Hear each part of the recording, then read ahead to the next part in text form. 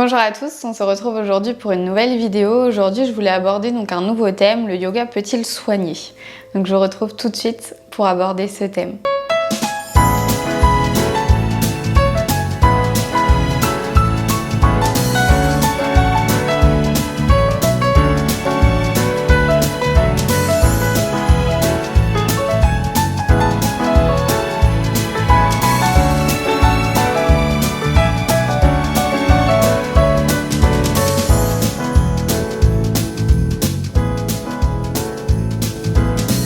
Alors le yoga peut-il soigner? Donc c'est un grand sujet, on va dire. On va l'aborder de différents points de vue. Mais dans un premier temps, j'ai envie de vous demander qu'est-ce que vous avez à soigner. Ça va dépendre vraiment aussi des pathologies. Est-ce que vous avez des pathologies qui sont compliquées, qui sont lourdes? Dans ce cas, je doute que le yoga puisse vous soigner. Par contre, ça peut peut-être améliorer votre cadre de vie. Ça peut peut-être améliorer certaines choses. Peut-être aussi la perception des choses et l'envie de tout ça. Ça va pas soigner comme peut le faire peut-être des fois la médecine traditionnelle, mais ça peut aider, ça peut être un bon complément en tout cas. Donc du coup, pour répondre à la question, je dirais que oui, le yoga peut soigner. Après, ça va dépendre, donc, comme je vous le disais, quoi. Mais ça peut vous soigner, ça peut vous aider en tout cas à améliorer donc votre cadre de vie, à améliorer votre forme physique mais aussi mentale. Donc voilà, ça peut venir vous aider sur certains points, on va venir les détailler par la suite. Donc d'après moi, le yoga, ça peut soigner une chose qui est à mon sens très importante, c'est la confiance en soi. Un des premiers points qui me vient quand on me pose la question est-ce que le yoga peut soigner, pour moi c'est dans un premier temps déjà la confiance en soi. Pour moi c'est la confiance en soi, on va dire c'est la base de tout, c'est un peu la base de notre vie. Avoir confiance, ça reste quelque chose qui va nous permettre d'avancer, qui va être moteur dans notre vie de tous les jours. Donc pour moi, le yoga peut avoir un effet très positif, voire peut-être vous soigner et vous aider à avoir un peu plus confiance en vous, voire vous aider à avoir complètement confiance en vous. On va dire que c'est pas une maladie à proprement parler, médicalement parlant. Pas comme, je sais pas moi, une scoliose, une endométriose, une grippe, voilà. C'est pas une maladie à proprement parler, mais pour moi c'est quand même quelque chose qui est très important dans notre vie. C'est très important de le considérer, d'apprendre à travailler sa confiance parce que, comme je vous le disais, pour moi c'est un élément qui est assez moteur dans notre vie. Si on a un manque de confiance en nous, ça va être, à mon sens, compliqué de pouvoir s'affirmer sur des situations, se sentir légitime de faire certaines tâches, pouvoir s'imposer sur certaines décisions. Donc pour moi, la confiance en soi englobe énormément de choses et peut engendrer certaines situations qui peuvent être déplaisantes. En quoi le yoga peut nous aider à améliorer notre confiance en soi ou peut-être à la retrouver?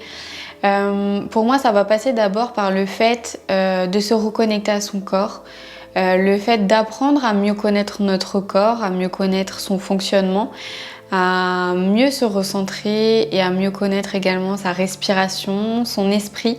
Ça va être vraiment tous ces aspects-là de reconnexion à soi.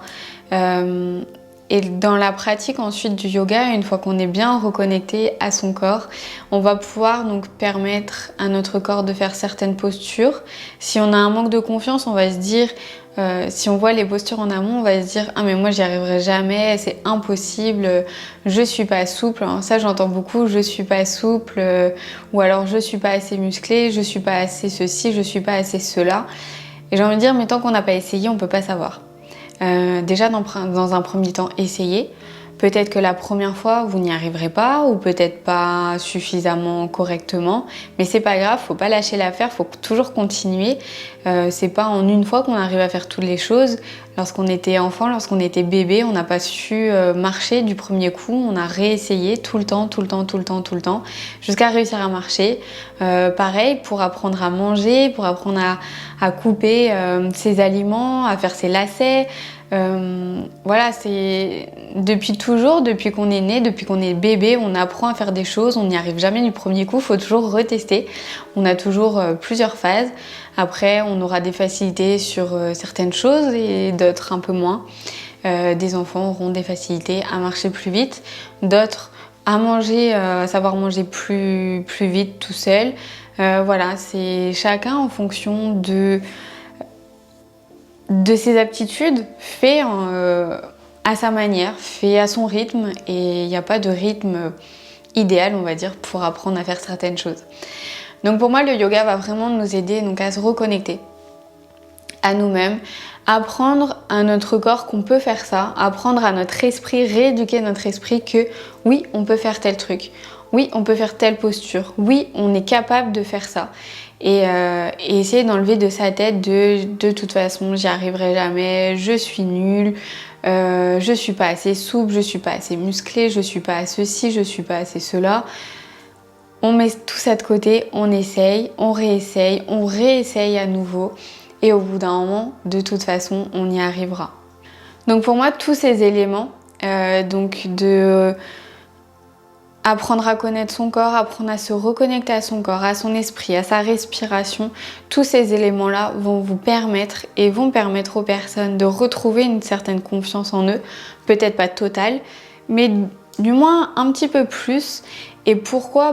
Tout simplement parce que vous connaîtrez mieux votre corps, vous connaîtrez mieux votre esprit, votre respiration, vous arriverez mieux à gérer votre corps dans la vie de tous les jours et donc vous vous sentirez beaucoup plus à l'aise dans votre corps, dans votre esprit, dans tout ce que vous pourrez entreprendre, vous vous sentirez plus à l'aise face à des personnes, face à des situations peut-être embêtantes.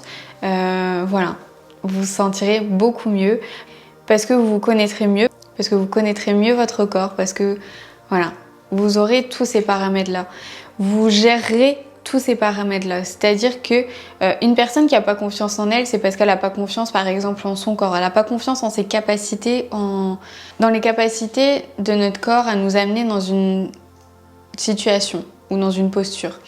À partir du moment où on a testé des choses, où on sait que notre corps est capable de nous amener là où on veut, et on se sentira beaucoup plus en confiance, on fera beaucoup plus confiance à notre corps et donc on sera confiance.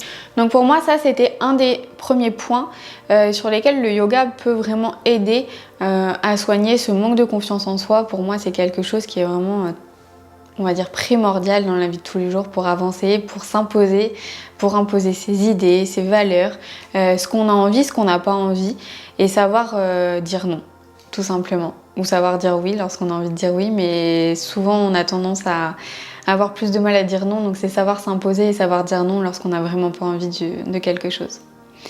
Ensuite, le yoga peut également vous aider lorsque vous avez des problèmes tels que un mal de dos, mal des fois peut-être au ventre, aux épaules, mal aux jambes.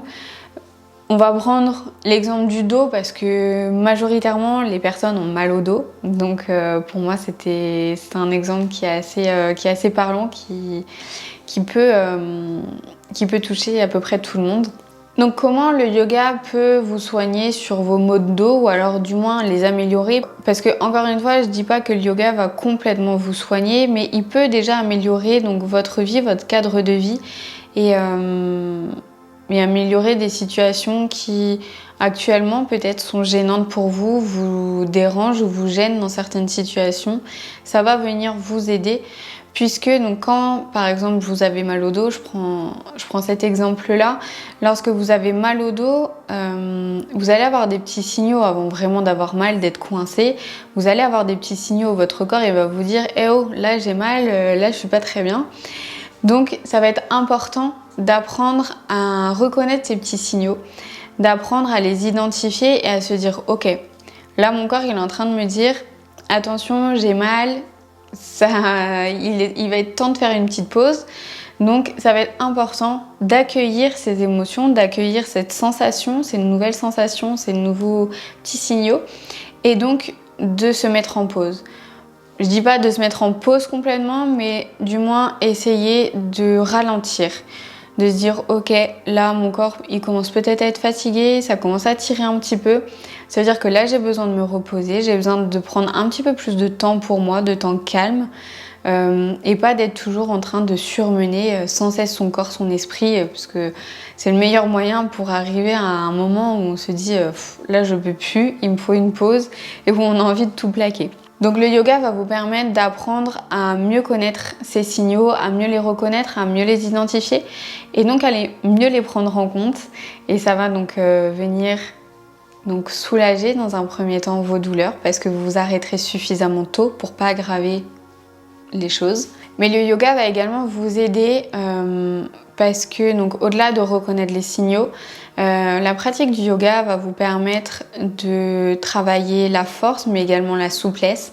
Donc un des exemples que j'aime beaucoup prendre, c'est le chien tête en bas. Pour moi, c'est une des meilleures postures pour le dos, pour les jambes, pour les épaules, pour tout.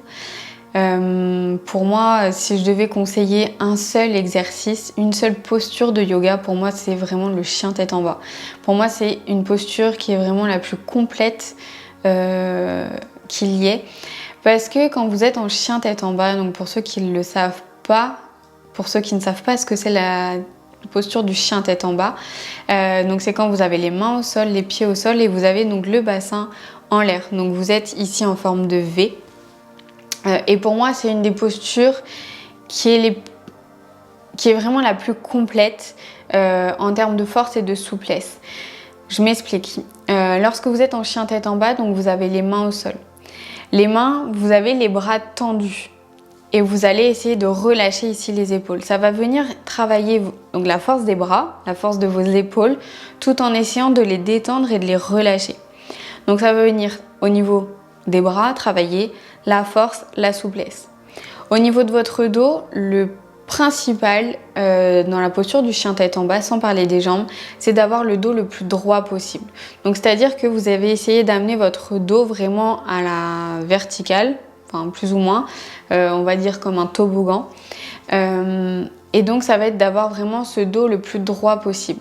C'est pas forcément évident d'avoir le dos droit en chien tête en bas, surtout lorsqu'on n'est pas assez souple au niveau donc, de la colonne vertébrale, au niveau du bassin, parce que la souplesse du dos va venir se travailler au niveau du bassin, donc au niveau du pic, vous avez votre bassin ici, ça va venir vraiment travailler ici. Donc le principal c'est d'avoir le dos droit et les jambes elles seront peut-être un petit peu pliées mais c'est pas grave.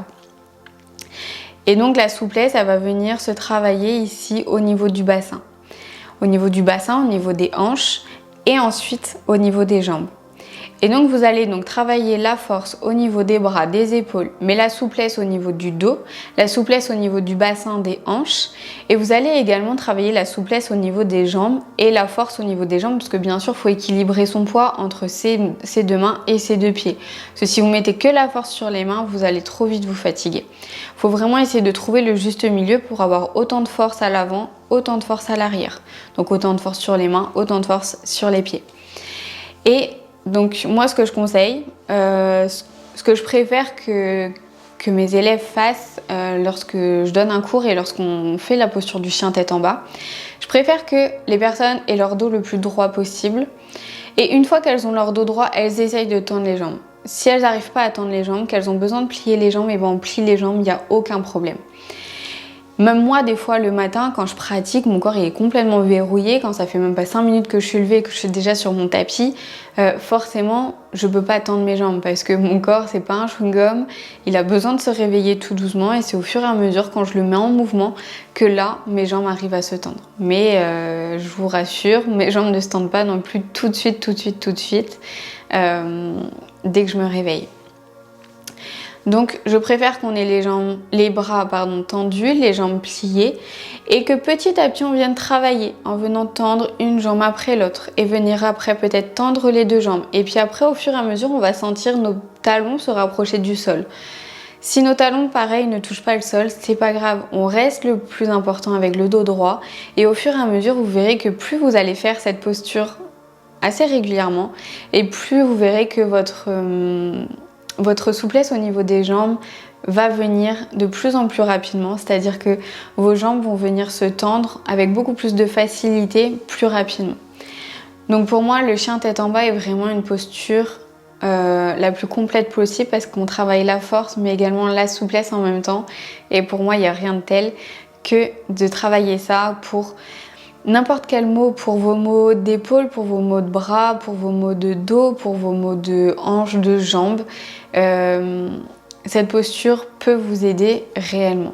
Et donc le fait de travailler la souplesse mais aussi la force, ça va venir vous aider dans un premier temps donc à soigner vos blessures, à soigner vos maux, si vous avez des maux de dos, des maux de jambes, etc. Ça va venir vraiment vous aider à améliorer votre corps, à améliorer vos maux.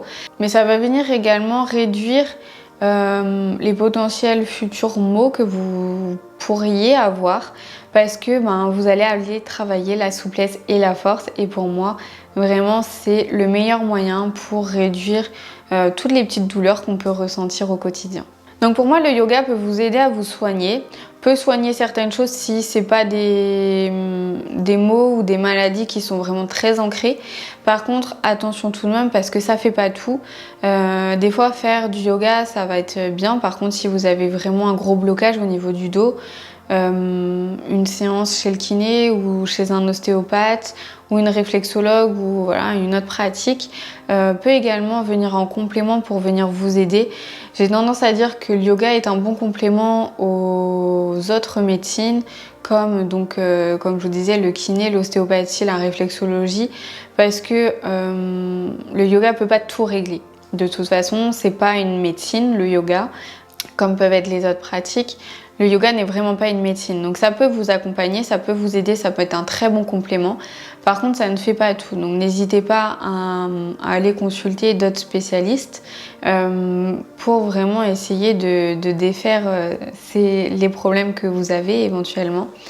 Et attention particulièrement aux personnes qui ont des pathologies particulières, que ce soit au niveau des cervicales, au niveau du dos, pour les personnes qui ont une scoliose, mais une très grande scoliose, que moi j'ai une scoliose mais qui est très faible, les personnes qui ont des grosses scolioses, qui ont besoin de corsets ou que sais-je, faut vraiment faire attention. La pratique du yoga sera pas forcément adaptée pour vous, ou alors une certaine pratique, pas toutes. Voilà, faut vraiment faire attention, vraiment être à l'écoute de son corps pour trouver ce qui nous convient le mieux à notre corps et à notre pathologie. Voilà, j'espère que cette vidéo vous a plu, qu'elle a pu vous aider, vous donner un petit peu plus d'indications sur les bienfaits du yoga. Et je vous dis à bientôt pour une prochaine vidéo. Namasté.